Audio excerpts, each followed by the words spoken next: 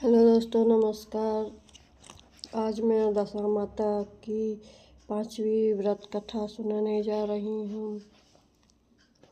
एक राजा के 2 रानियाँ थीं। रानियाँ की प्यारी रानियाँ को लक्ष्मी कहा जाता है और दूसरी रानी को रानी होने पर भी कुलच्छनी कहा जाता है। एक दिन लक्ष्मी रानी क्रोध होकर लकड़ी का फटा लेकर मालिनी कपड़े पहनकर कोप भवन में जा लेटी।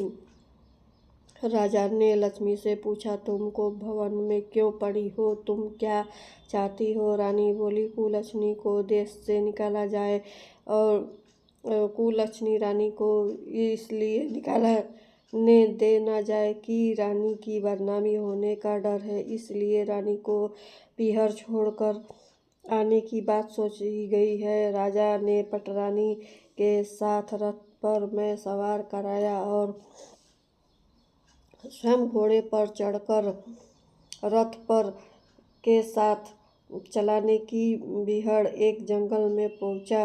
राजा ने रथ को रुकवाया। पालकी होने वाले को कहा कि हट जाने को कहा गया।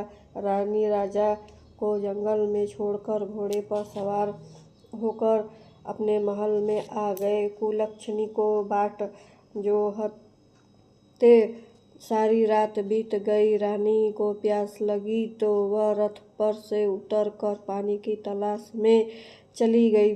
रानी के आसपास पानी की खोज, परंतु कोई नहीं जलाशय नहीं दिखा। रानी ने एक साथ घोड़े पर एक तरफ ही जाते देखा। रानी कुलच्छनी सारस के घोड़े पर पीछे चलते चलते वहाँ एक नदी का किनारा था।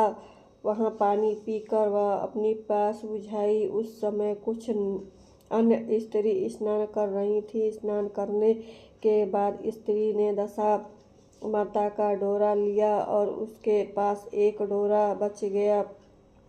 उन्होंने रानी के से लेने का अनुरोध किया। रानी डोरा लेकर अपने रथ पर बैठ गई। दशा माता रानी की परीक्षा लेने के लिए एक बुढ़िया माता वेश धारण कर ली और रथ पर आ गई। वह रानी से बोली, बेटी यहाँ बैठ कर क्या कर रही हो? रानी ने बुढ़िया से कहा, तुम पहले बताओ तुम कौन हो? बुढ़िया ने उत्तर दिया, मैं तुम्हारी मौसी हूँ। तब रानी ने उसके गले लगाकर रोने लग गई और अपनी विपदा भरी सारी कहानी बुढ़िया को बता दी। अंत में रानी ने बुढ़िया से कहा, अब तुम मेरे केवल तुम्हारा ही सहारा है, मेरी रक्षा करो। दशानंद की कृपा से वह उस जगह पर माया का शहर बस गया। रानी का कोई भाई नहीं था और वह मायका प्रकट हो गया। रानी अपने पीहर के साथ मिलकर वो एक दिन दशा माता की कहानी सुनाई।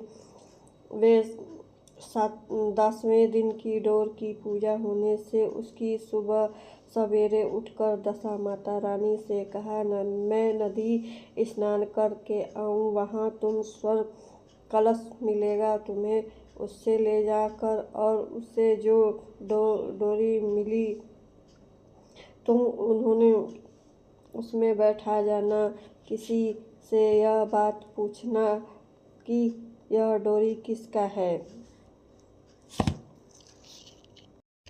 राजा ने दशा माता मौसी के प्रधान की। मौसी ने राजा की बात मानकर दोनों शहरों के पास स्थापित कर दिया, मानो एक दूसरे के ही भाग से हो। राजा ने दशानंद की कृपा का फल जानकर शहर के में ढिंढोरे पिटवाया और उनके प्रजा दशानंद की पूजा भी करवाया और राजा रानी सभी पूजा पाठ करने लग गए दशानंद की। वीडियो पसंद आए तो दोस्तों प्लीज़ लाइक शेयर जरूर करिएगा। धन्यवाद।